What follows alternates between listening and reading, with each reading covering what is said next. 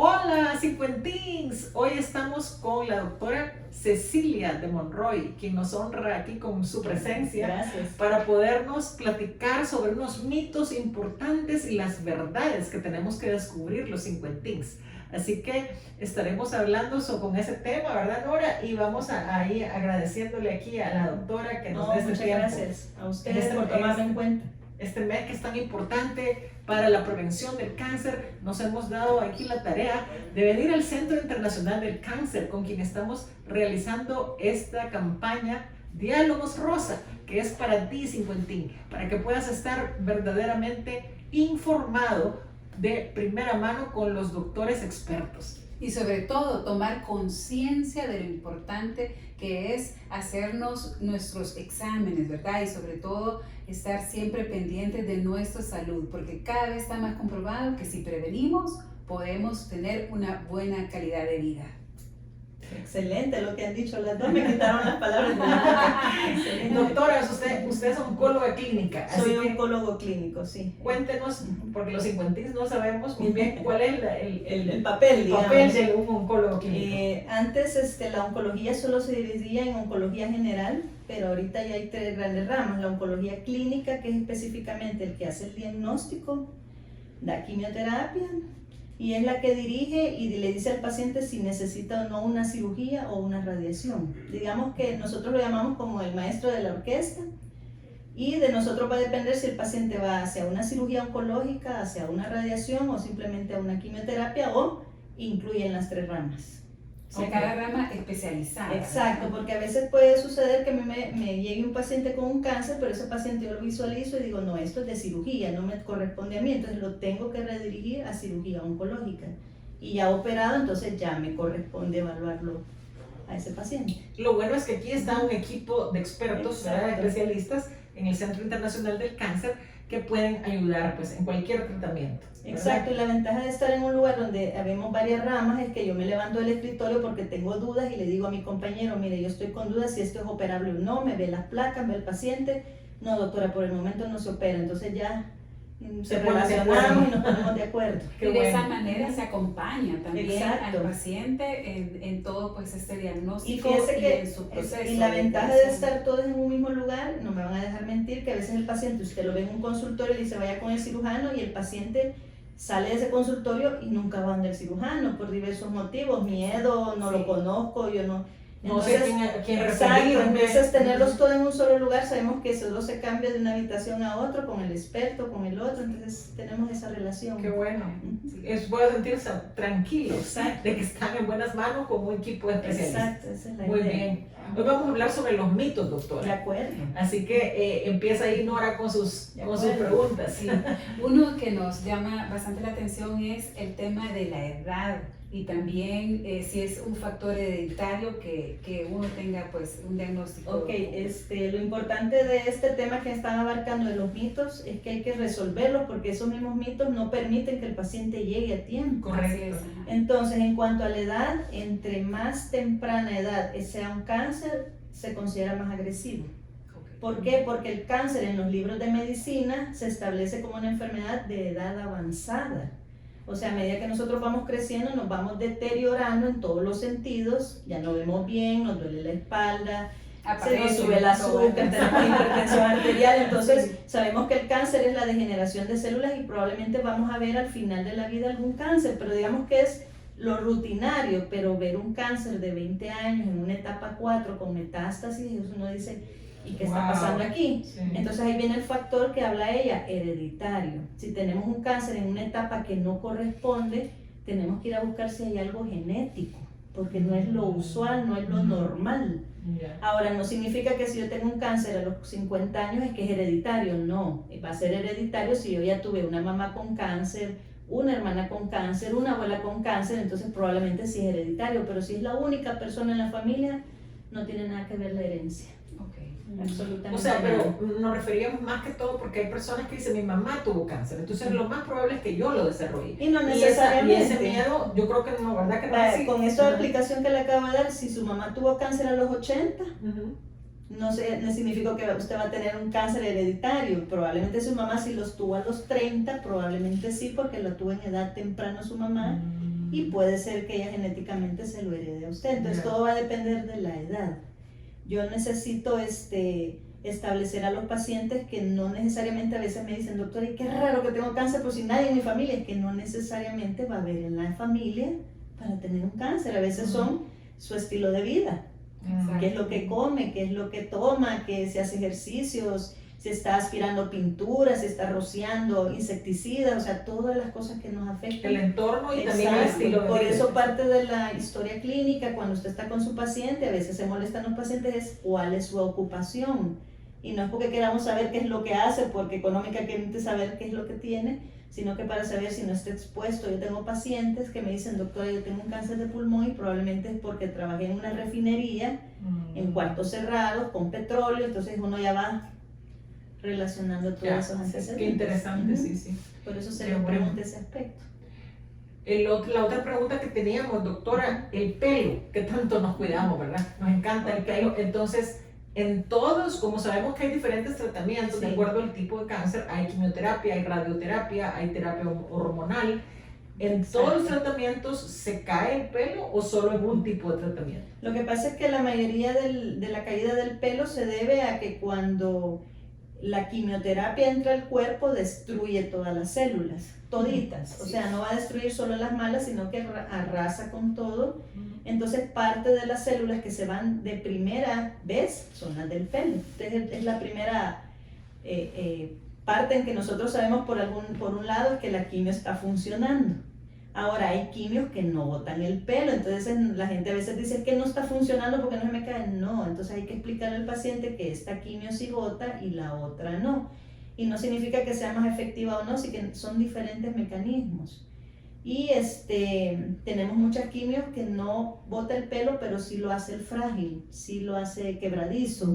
Y hay muchos pacientes que ven el cambio de textura, a veces canas que no existían, entonces sí van a haber cambios en el pelo y no solamente estamos hablando de la cabeza, estamos hablando de axilas, esta región púbica, estamos hablando de un montón de lugares. Incluso los hombres se quejan que se les cae la barba, se les cae el bigote, pero es por la intensidad de la quimio, pero no todas las quimios botan el cabello ni el pelo, ni significa que si no se cae no funciona. Son diferentes tipos de quimioterapias y de cánceres. La radioterapia no bota el pelo. Dependiendo, porque si la radiación se la va a dar a nivel de la cabeza, probablemente sí se va a caer, pero la diferencia de la radio es que se cae exactamente solo en el sitio donde dieron la radio.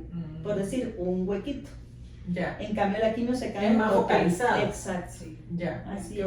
Bueno, aclaramos. Es otra verdad, desenmascarando esos mitos.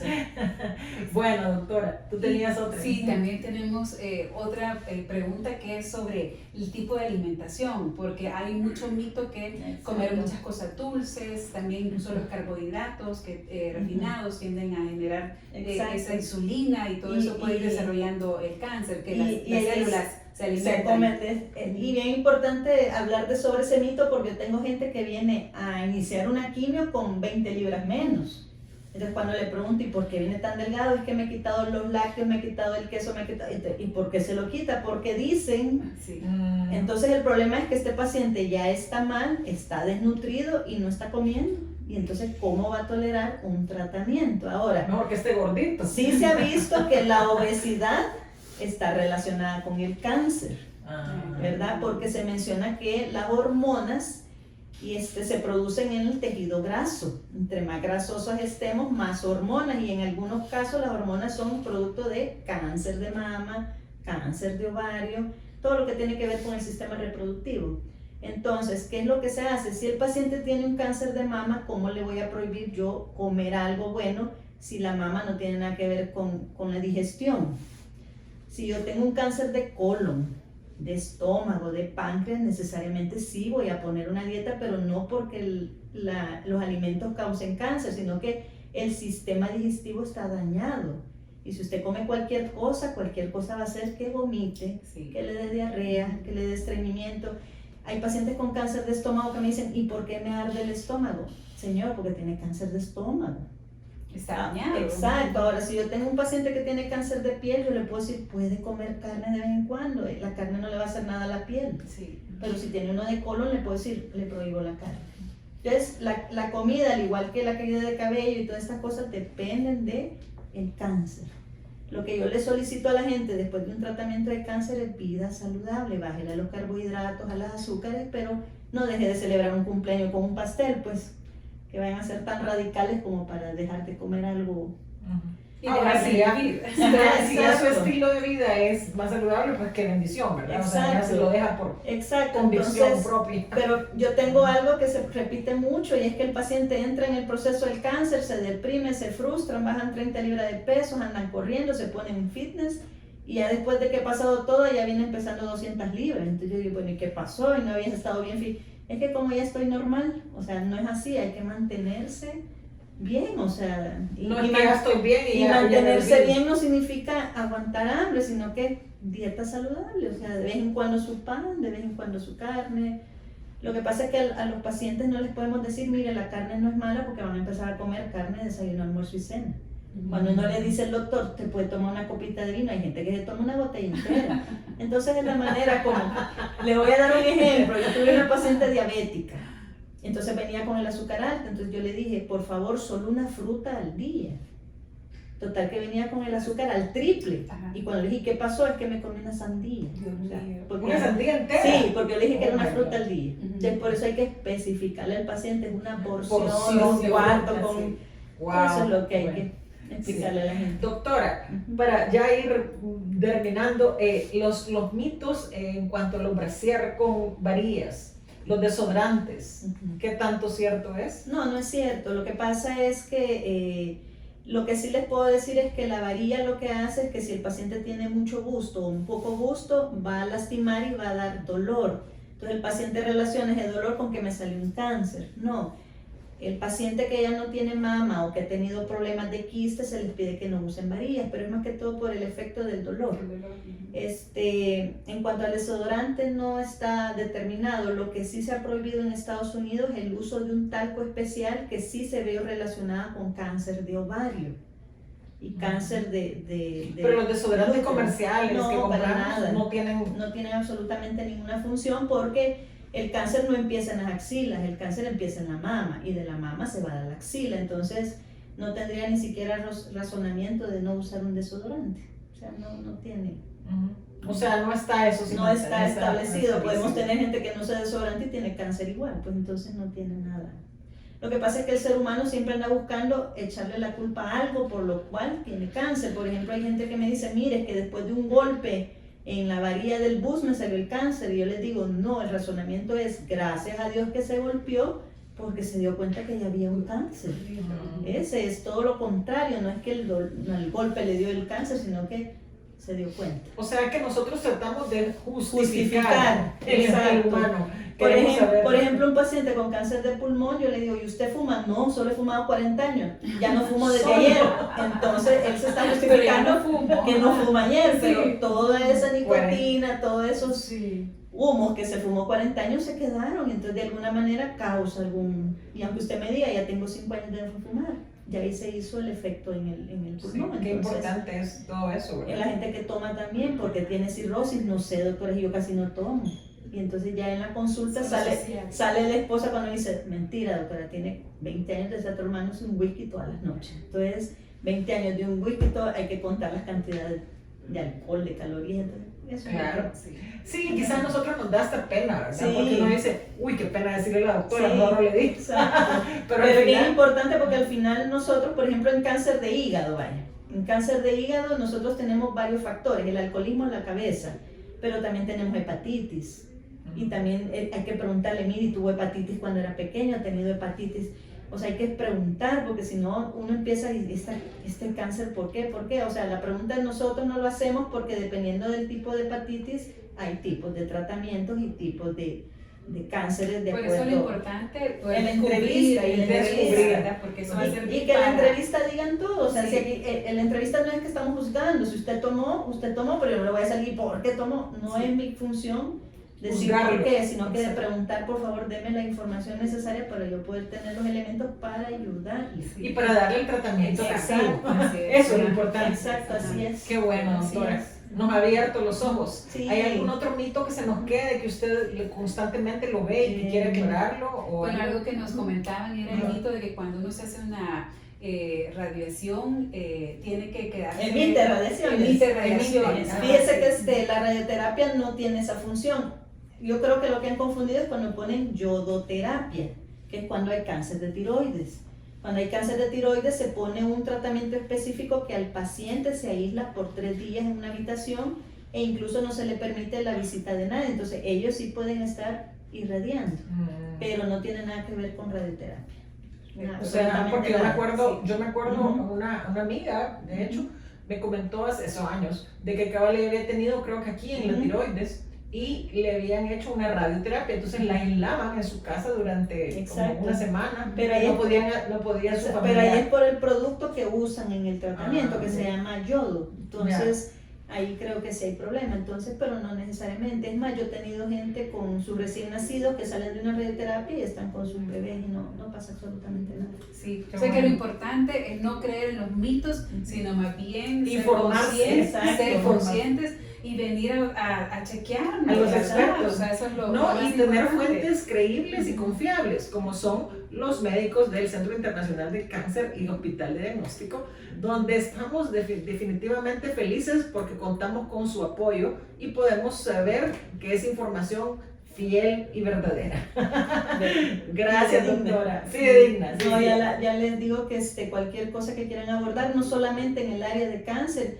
La vez pasada hablamos mucho sobre el estado emocional y el cáncer, sería muy importante porque muchas de las alteraciones emocionales y de salud mental, por eso que tenemos tanta salud física en este país. Hay que poder sanar para poder estar sano realmente. Exacto, Cuerpo y porque alma. afecta muchísimo. No, ¿verdad? sí, no O les sea, puedo decir cuánto. es un Sí, factor. hay personas que solo ven en la televisión y ven malas noticias, ya están frustradas, ya están con miedo, ya. Entonces hay que tener mucha salud mental, eso es bien importante. Yo creo que el factor, y así nos despedimos, el factor noticias, tiene que tener mucho cuidado, Cincuentín, porque cuando uno entra como en una, así se llama, ¿cómo se llama el miedo? Es una fobia, ¿verdad? Sí, es una fobia. Una fobia, cancerofobia ahí de cáncer, decir, empieza uno a informarse demasiado y cree en todo, ¿verdad? Exacto. Muchos sitios publican cosas que no son verdaderas y uno se les va creyendo y dice, yo tengo eso, yo me identifico, ¿verdad? Y empieza como a generar pensamientos negativos que pueden llevarte a enfermarte por esa situación. Y eso lo contamina a uno. Así que por eso los cincuentín debemos seguir siempre productivos, activos y motivados. recargados. Sí. Bueno, gracias, Muchísimas doctora. gracias. Ya saben, a la orden, Sí. cuando necesiten, aquí estamos a la orden. Aquí vamos todos los días a preguntar algo. exacto. Gracias. Gracias. Muy amable por su tiempo. Gracias a ustedes por este. Hasta la próxima, Cincuentins.